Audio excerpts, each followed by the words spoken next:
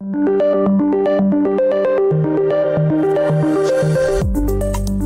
is the Brave New Coin Crypto Conversation, hosted by Andy Pickering. Hi everyone, Andy Pickering here. I'm your host and welcome to the Crypto Conversation, a Brave New Coin podcast where we talk to the people building the future in the Bitcoin, blockchain and cryptocurrency space. 5 years ago, deep in a bear market, a group of traditional finance experts founded BitGet, and they've been building ever since. Now, with 20 million users worldwide, BitGet is committed to helping users trade smarter by providing a secure one-stop crypto investment solution with copy trading, future trading, and spot trading. Your security is their priority, and BitGet has one of the largest protection funds in the industry, with US $300 million to cover potential trader losses from unforeseen events that are not due to misconduct from the user or platform. BitGet wants to inspire everyone to embrace Web3, so if you're new to crypto, learn more at the BitGet Academy with free blockchain courses, crypto guides, cryptocurrency trading strategies, and more. Or for the experienced investor, trade smarter with daily access to institutional-grade crypto market intelligence and trends analysis with BitGet Research. I've put links to BitGet Research and the BitGet Academy in the show notes, so get amongst it or simply go to bitget.com. Thank you to BitGet, and now it is on with the show. My guest today is Justin Flitter. Justin is the founder of NewZealand.AI, among other things. Welcome to the show, Justin. Cheers, Andy. It's nice to be here. Nice to have you here. Let's do what we do at the beginning of the show, Justin. I'll invite you to please introduce yourself. Love to just hear a little bit of your, I suppose, personal and professional backstory and what has led you to getting involved with AI. Yeah, so my name's Justin Flitter. I'm the founder of NewZealand.AI. We are the place where New Zealand businesses start their AI journey. And how have we got to be here? Well, I'm a marketer by trade, I guess. And along the last kind of 20 odd years, have been curious and interested in emerging technology and how that plays out in marketing and business. I guess there's kind of bookmark some of the chapters of my career around the communities that we've created, whether that's the Young Professionals group in Wellington in 2006. We were getting 300 under 30s in monthly events coming and learning from each other, through to founding the Auckland Social Media Club in 2009 and getting 300 people a month coming along to those events, right at the kind of forefront of social media for business. And then in 2016, I was working for a company called Results.com, and their board investors had come out of Diligent, which had a mega exit, and they'd invested in and created this company called Aria, which was a natural language processing organization in the UK. And I started becoming curious around how natural language would impact the world of marketing, certainly as we were seeing devices like Amazon Alexa and Google Home and all those sorts of things, that we were starting to talk to these devices, and the way that we ask questions verbally is quite different from the way that we type things in a search bar. And so I started going to a whole lot of vendor events around Auckland, and met a whole lot of other people working in professional services like me, trying to figure out what AI was, what the potential was. Is it another fad? What's going on? And so I did a whole lot of research, and eventually started a meetup called the AI Show.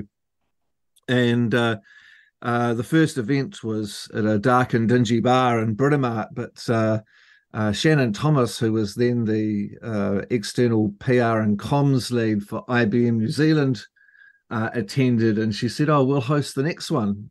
And so then started quite a long partnership with AI and with the AI Show, and building an events program getting 200-300 people a month along for several years, where we would showcase companies utilizing artificial intelligence and share the expertise and the tools and the tech enabling the capability, and discussing some of the pressing issues around how AI was changing people, society, the way we work.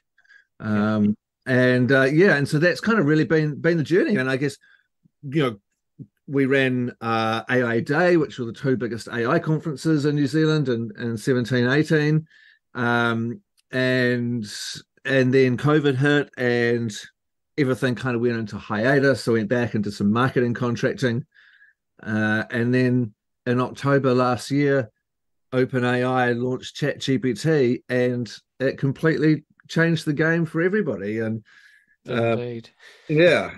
What's fascinating about this, Justin, is, I mean, the reason that you and I know each other, or at least are aware of each other, we're not sort of good friends or anything like that, but I've known who you are for Yes. more than a decade. And the reason for that is, we've both been on Twitter, or what used to be called Twitter, for, well, let's just say for over 10 years. And certainly in, smaller countries like New Zealand or tech communities, it's easy to see, those kind of identities such as yourself pop up. And it's incredible, though, if you kind of think back that, AI, and I'll say blockchain as well, crypto, Bitcoin, have been reasonably, from a mainstream perspective, reasonably esoteric and very much niche topics for discussion on let's say Twitter. But suddenly, the world is changing, and these things very much are going mainstream. And as you pointed out, the world really literally did appear to change overnight at the end of last year, when the first rollout of ChatGPT was unleashed into the wild, right? Absolutely. Yeah, it doubled the website traffic, and all of a sudden I was rebuilding the website and getting booked to speak at conferences and run workshops and things like that. And I think it's really, AI's been around since the 50s, right? Since that Dartmouth University in the UK with Alan Turing and his cohorts. But for many decades, it's really been sitting in the research labs, and for the first time for the general public, I think ChatGPT makes AI interactive. We can use it. Our mothers and fathers and our daughters can use the same tool that we might use for our research assignment, or to understand complex charts, or to write a blog post, or to research new markets. And that's just a staggering change in people's perception of what artificial intelligence could actually do for us. And so putting it front and center and giving everyone a browser-based free interactive experience where these machines are talking back to us in human language is seismic. Indeed, and the Turing test has finally been passed, and in spectacular fashion. So Justin, you work with an array of different businesses. I'm sure smaller businesses, larger scale businesses, and you consult with them to help them identify, I suppose, the different ways that AI can perhaps improve their business processes. But I'm conscious also that a lot of businesses are a little bit conservative when it comes to the adoption of new technologies. They need to be risk averse. So it's often kind of tech savvy individuals are the ones that are first able to really leverage these new tools. But so I'm curious, give us a sense of how you see, and fine to talk about New Zealand, how you find the business community. What's their approach to the sudden availability of easy to access AI tooling? Yeah, look, on one hand, I think a lot of CEOs and C-suite leaders are asleep at the wheel here, and they're really, they're a little bit. They're not. I don't think they're paying enough attention to this at all. Yeah. On the other side, we're seeing a groundswell of change, and we've been running an AI for business webinar series and workshop series through the Employers and Manufacturers Association, and one ChatGPT webinar we did a month ago, we had 1,200 people on the call, and so this is workers across all levels who are starting to use personal ChatGPT accounts to short shift their work. And so they're using it to augment some of the tasks that they have to do every day to increase productivity, to help them do things faster, smarter. And a lot of senior leaders are seeing that activity and they're concerned. They don't have necessarily the same knowledge. A lot of C-suite leaders I talk to have never even used ChatGPT. I get asked questions around, how do I install it? I'm like, you already have it installed. You simply have to open the browser. And so they're concerned around, so what are they pasting? What are they sharing? Are they sharing our software code? Are they sharing, customer information? What are they doing with this? And so they're putting the roadblocks on it. And we're seeing, that's not the right way to be necessarily to be thinking about it. We need to be leaning in, and we need to be providing the education and the resourcing and the guardrails around these tools, the same as what we would do with any other new technology that's come into the market, and any new software tools that we have at our disposal, to enable people to use them safely and responsibly.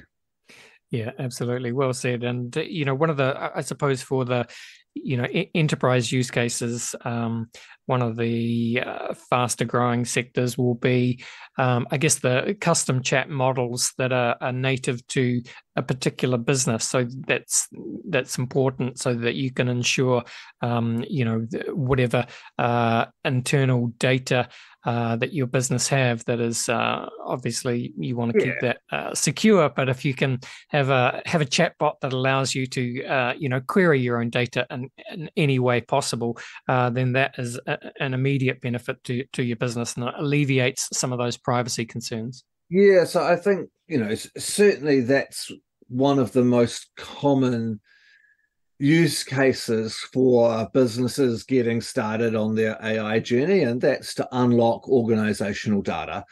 And so we're seeing generative AI and conversational AI platforms now where you can integrate all your different company data sources, whether that's your finance with Xero, or your Microsoft 365 and SharePoint, or your file storage, your CRM, your ERP, all of these different types of data that you have, which are all traditionally siloed and specific job functions, can now be woven together into this mesh of data that generative AI can cross-reference to help you better understand the business, to generate new insights, to generate new content, to create new workflows, and ultimately to automate some of that repetitive processing that you have in your business, which sucks up employees' time and unproductive work.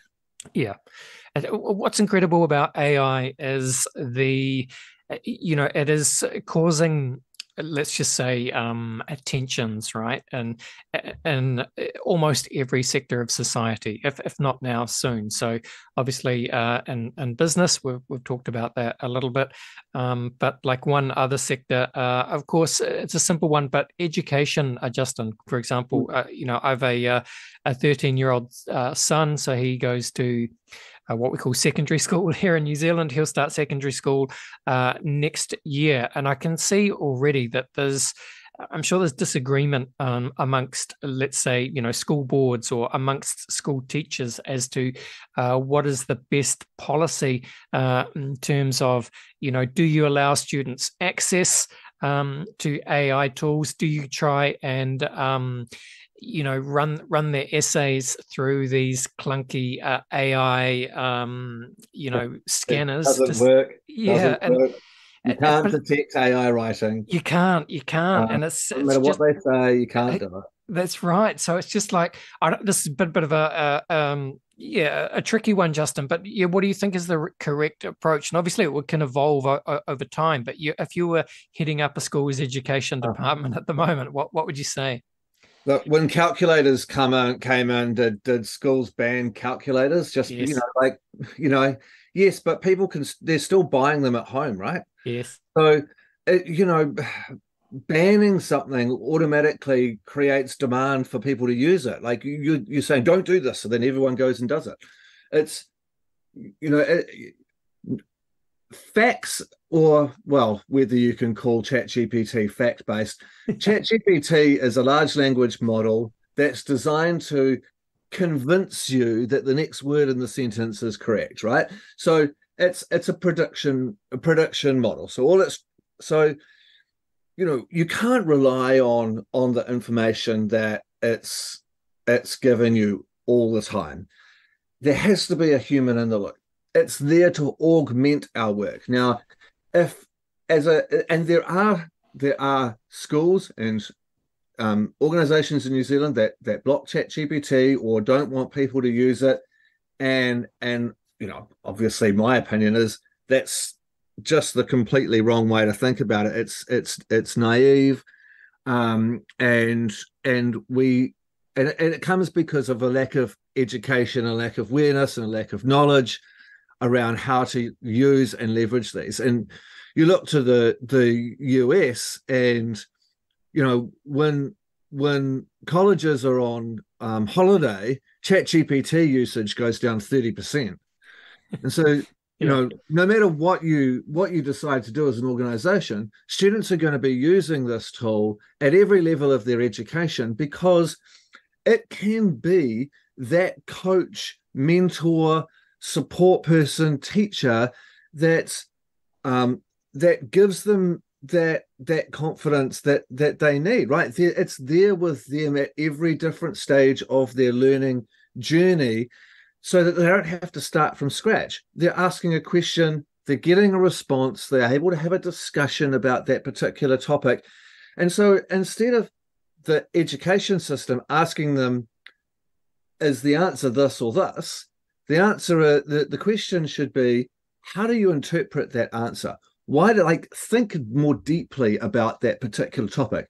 Contextualize that response. Why is that meaningful? And so I guess it's how we're thinking about critical thought, and where you've got the entire world's knowledge base sitting in the palm of your hand in ChatGPT. You can literally ask it anything you want, and generally get a reasonably good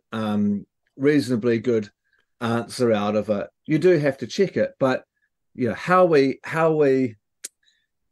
teach people, how we ask them, how we score knowledge and test knowledge and contextualize those insights for the world around us is something that we need to be getting students to do more of. I mean, I was at a University of Auckland. I was delivering a marketing lecture a few months ago, and a student asked me, he was like, if the lecturer gives us a book to read, why wouldn't I just go to ChatGPT and ask it to give me a summary?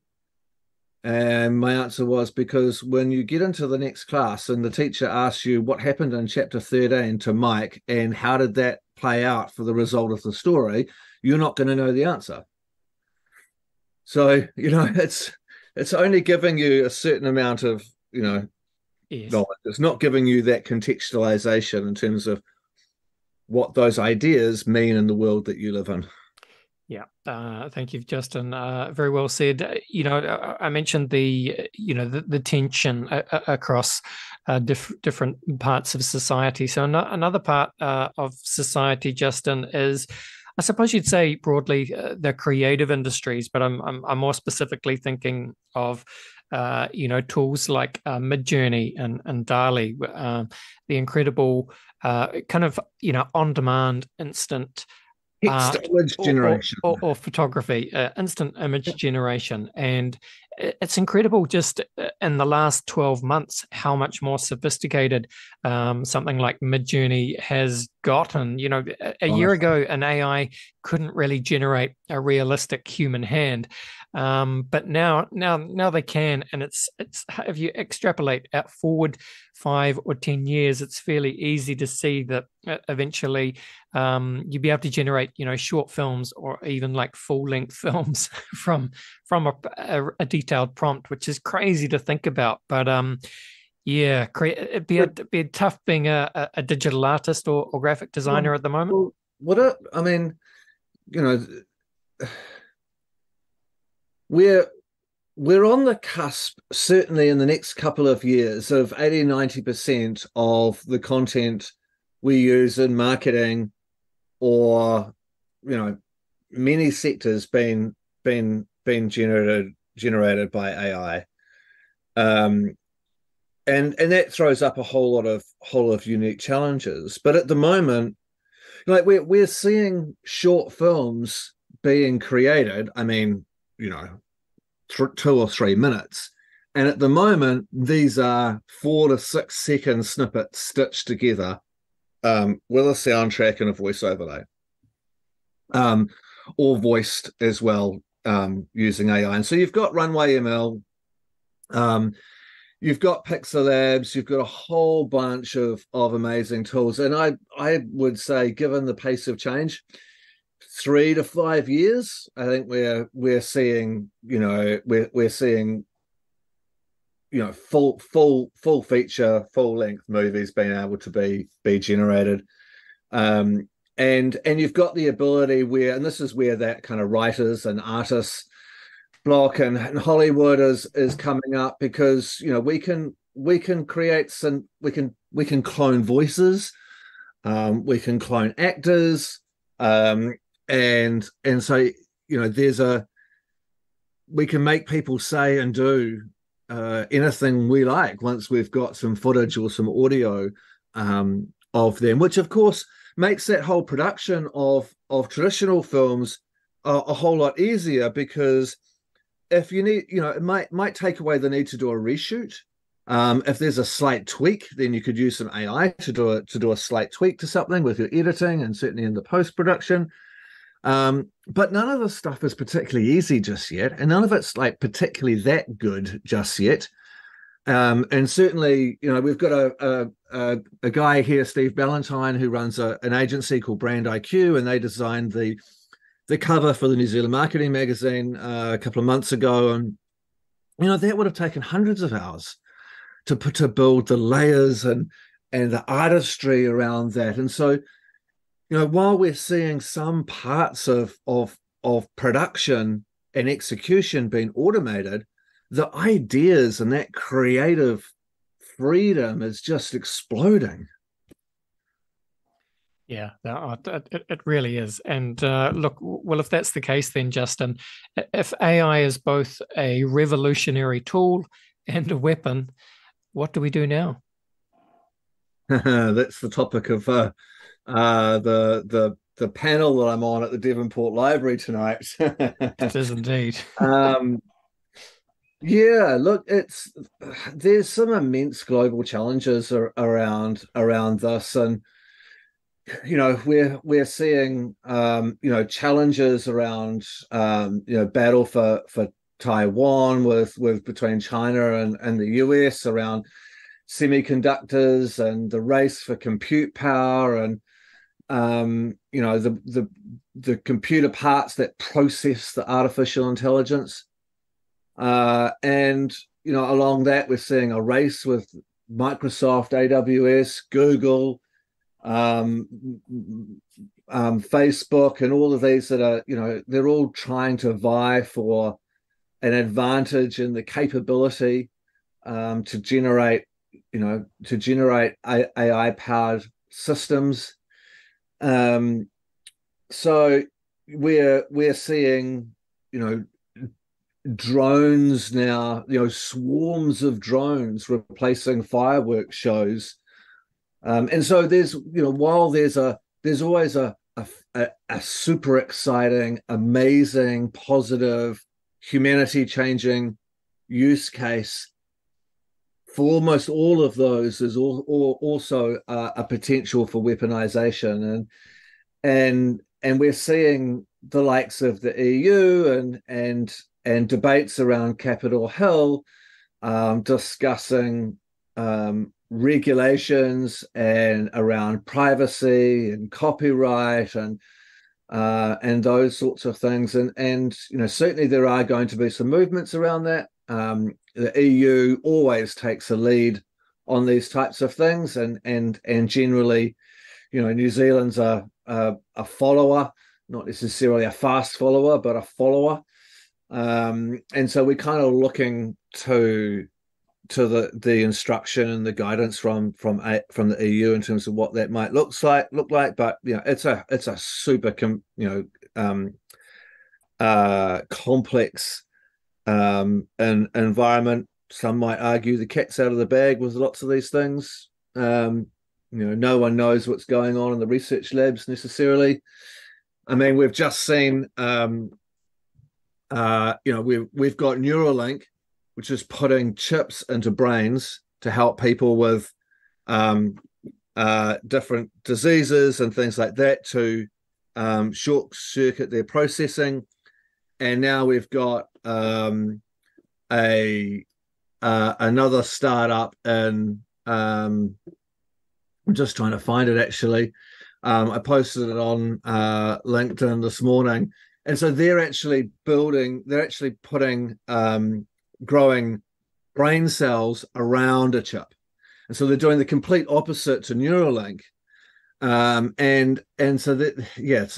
This guy was at the Brain Conference in San Francisco today. He's Hon Wing. So Cortica is the name of it, and they're putting brain cells around chips instead of putting chips around brain cells, and I think there's a whole lot of holy crap. What's coming next when we start thinking about the implications of that around GPU and computer processing, and how we still haven't created AI or chips that are nearly as good as the human brain. So could this be a paradigm shift? Indeed. All right. Well, look, Justin, as we finish up this part of the podcast, just for anyone listening who's interested in learning more about what you and the team do at NewZealand.AI, I guess that's the best place for them to go. But where should people go? What should people do?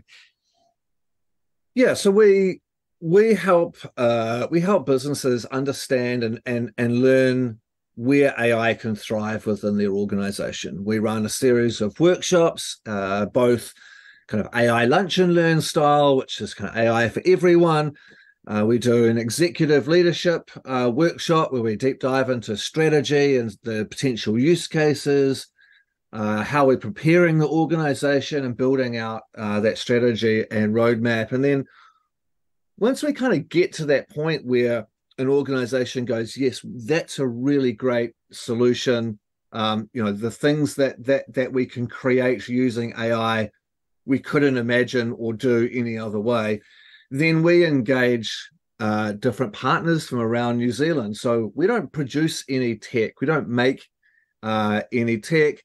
We leverage the amazing technology businesses around New Zealand and in Australia to enable that. So we're bringing in partners to design, build, and integrate those AI-powered systems into those businesses. So yeah, we're the place for businesses to start their AI journey, and right through from curiosity to integration. We're helping to support that process.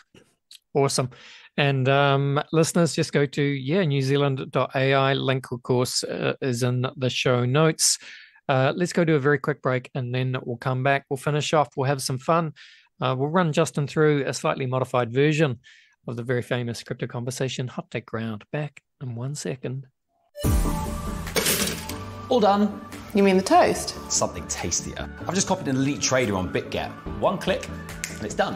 What do you mean? Well, I don't have to sit here manually spying on the moves of smart money and crypto and copying them. I just have to click once, sit back, BitGet does the rest. You are so lazy. It's about working smarter, not harder. Copy it until you make it. Hands off, gains up. Start copy trading on BitGet. All right, we are back and I'm with Justin Flitter. Justin is the founder of NewZealand.AI. And Justin, you probably aren't aware of this, but I like to finish each podcast with a quick round of rapid fire crypto conversation hot takes. I'm going to modify it slightly today for you, but yeah, are you up for it? Oh, give it a crack. Let's give it a crack, Justin. I'm just going to run some questions at you. Just want kind of rapid fire, like hot take style answers. First question for you, Justin. Bill Gates famously said that we tend to overestimate what we can accomplish in 2 years and underestimate what we can accomplish in 10. So, 10 years in a field like AI is a long time. Speculate away. What do you think AI is capable of in 10 years' time? Yeah, look, one could argue that, human potential is, been taking decades to evolve, and then in the last few months it's evolved decades, right? And so artificial intelligence has got the opportunity to completely rewrite history, to help humanity reimagine what the future looks like. It's going to change how the world thinks and works. Yeah, no doubt. All right, well, the flip side of this, of course, is a quote by sci-fi author William Gibson, who famously said that the future is already here, it's just not evenly distributed. Can you think of an example of the future being here right now, but most people aren't aware of it? One could argue that tools like artificial intelligence are creating a much wider digital divide across societies. There's the communities and the schools with teachers that are super passionate and super curious, and so they lean in. There are others which are just not as exposed or do not have the devices or the internet connection or those sorts of things that are required to use these type of tools, and so they're the ones that are missing out. One could certainly argue that there is a greater digital divide coming as a result of artificial intelligence. Absolutely. All right. What's your favorite AI chatbot?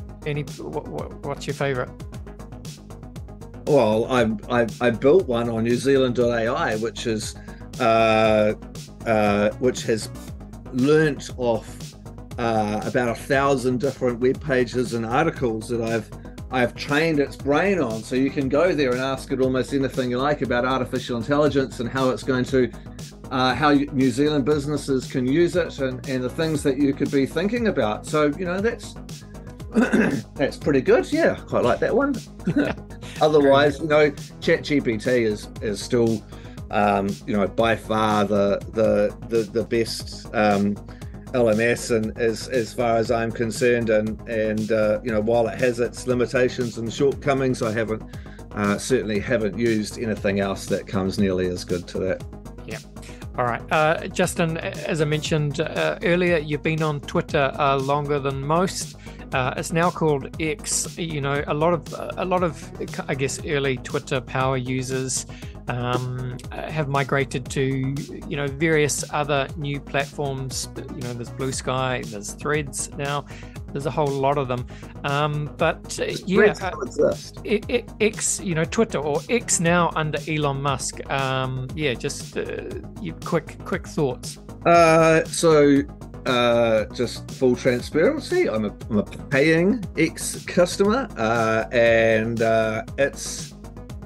it's one of the most valuable tools that I use every single day for news, for research, for following the train of thought of industry leaders, commentators and experts in the fields that I like to follow. it's very easy to go down the rabbit warren and get sucked into some of the conversations that you do, and certainly around politics and things like that. Sometimes there's probably more tweets that I've deleted than I've actually posted on some topics, but yeah, look, the audience is getting fragmented, right? And I don't necessarily know if having 10 water coolers in the office is useful, but I love Twitter. I enjoy the relationships and the connections that I have there. I get to own my feed. I curate the feed that's there. There are some AI, adjustments that I'd like to see around some of the rubbish that's pouring in. I'm quite good at kind of ignoring some of that and filtering that out, and following the things that I want to follow. So yeah, still a incredibly useful platform for me, especially in the world of following emerging technologies like crypto or artificial intelligence or NFTs or even augmented reality and virtual reality and gamers, and there's a whole lot of creative people on the platform, which just makes it ridiculously entertaining for me. Yeah, I couldn't have said it better, Justin. I agree with all that. I'm on Twitter. And I'm not a Musk fanboy. I don't I find it incredibly entertaining, and on the other side, incredibly sad how it's kind of it's evolved. But amongst all of that, there are plenty of gems, and enough gems that I find it really useful. Yeah, I think we need to just give Elon a bit more time to see how it all plays out. I must admit, I'm much more of a lurker than a tweeter, but I still spend an awful lot of time on Twitter ingesting information, if you like, much less time sharing it myself. But funnily enough, I'm actually reading the new Walter Isaacson's autobiography of Elon at the moment. I'm halfway through it. So it is a really good read, but yeah, it's clear that Elon, he can be a bit of a dick, and he's a little bit crazy, he's got Asperger's, but he's crazy as well, and a little bit of a dick a lot of the time. But yeah, I guess for good or bad, he does get shit done. Anyway. It certainly does. Let's finish this off, Justin. Final question for you. One of your other passions, I guess, is sports.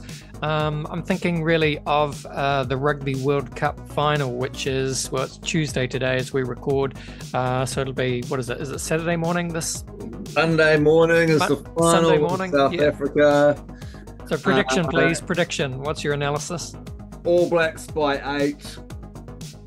I think it's going to be a nail biter. I think it'll be brutal. And I think the All Blacks have to play the All Blacks game and play the attacking.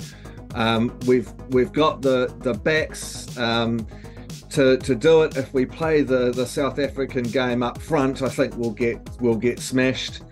So we've got to try and find spaces. We've got to move the ball, and I think the All Blacks will have this one. I hope so.